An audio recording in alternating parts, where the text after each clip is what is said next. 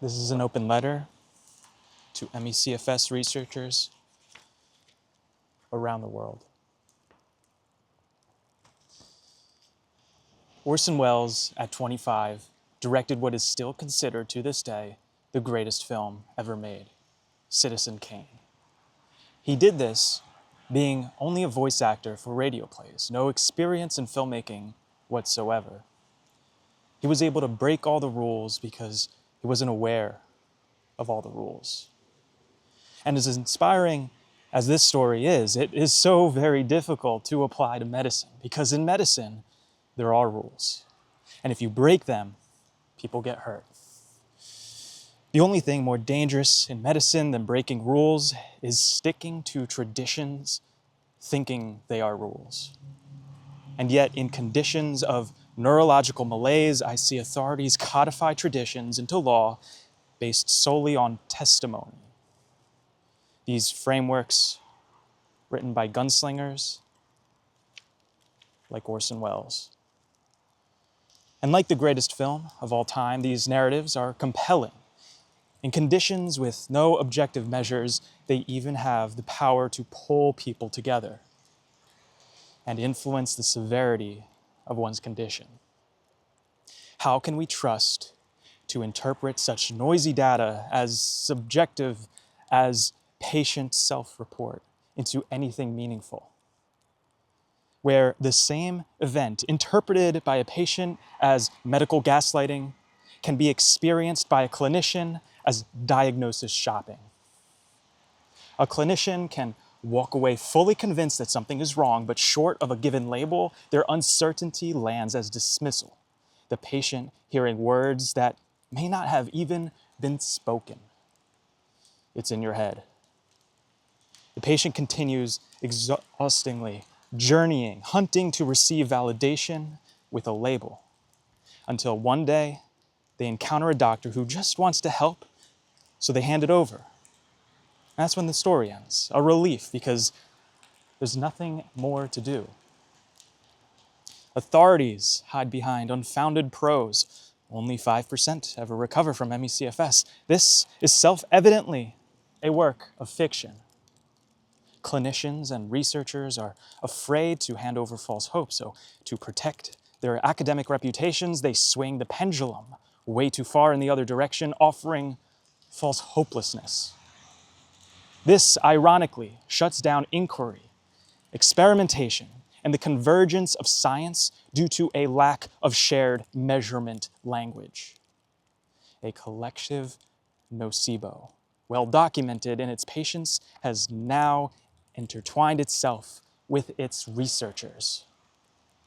5% of ME/CFS patients recover is natural history, a grim and accurate statement, just like untreated cancer.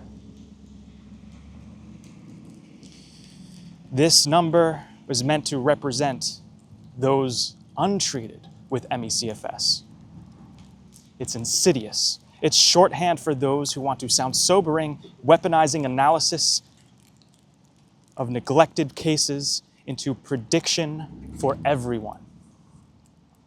For in the same review, up to 30% returned to full-time work and up to 63% improved their choice of language, flattened success stories, promising treatments, and it casts suspicion on recovery itself and undiagnoses its own patients just because they must have had something else. That kind of gatekeeping where recovery disqualifies someone from being believed is especially hollow in literature that leans so heavily on the very thing it later weaponizes, patient self-reports. Much of this comes from a community that has had to fight for legitimacy for so long that incurable and devastating becomes a kind of evidentiary shield. The research largely behaves as if it's trying to win an argument with skeptics and presents like a child attempting to prove that a monster that lives under the bread is real. Trying to prove legitimacy to an illness by insisting that the monster is undefeatable. But if we were to just change the frame, some of these stories, the legitimacy, can be found by rational explanation. Turn on the lights and have a look. Emmy CFS isn't a ghost story. We can see its fingerprints. We can observe orthostatic stress using a tilt table test with transcranial Doppler and capnography to measure end-tidal CO2. We can measure blood flow to the brain. We can measure inflammation in the brain. And we can go beyond the heart rate and blood pressure abnormalities of other dysautonomia.